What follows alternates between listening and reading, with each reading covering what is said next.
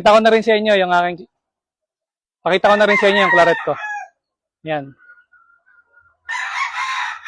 Ito namang claret ko ay galing ito kay Sigaba mismo. Pero syempre, yung Sigaba, yung manok naman ni Sigaba, ay ang tatak nun ay JAA Sigaba din.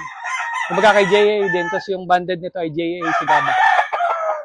Yan. Nung panahon na ito, nung nakuha ko ito sa kanya, ay yun yung panahon na nanalo sila sa World Slasher, parang runner-up. Ibig sabihin, magandang score nila. Yung kapatid nito, yung nilaban kasi parehas ng markings yun, pinakita sa akin. Yan. Ganda ng itsura, no?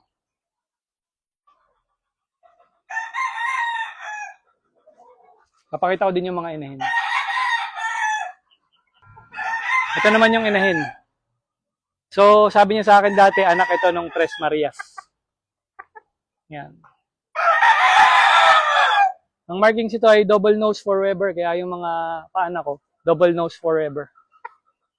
Pero nagmamarkings din ako ng forever lang sa claret ko.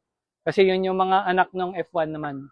Pag anak ng original, double nose forever ang markings. Pagka F1 naman yung magulang nila na selected ko, forever. Para hindi ako malito kung alin doon yung mga pinanggalingan nila. Ito yung isa. Nakukunin ko na lang, best.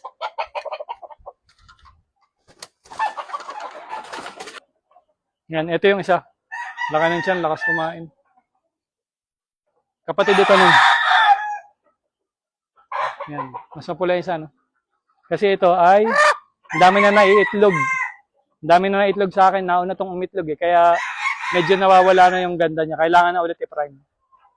Papakita ko naman sa inyo yung mga pure na Rubble Hatch ko at saka umiitlog na rin eh. At saka yung mga tatlong set nung lemon na nakakross sa Rubble Hatch. Tapos ang inahin ay mga pure na lemon.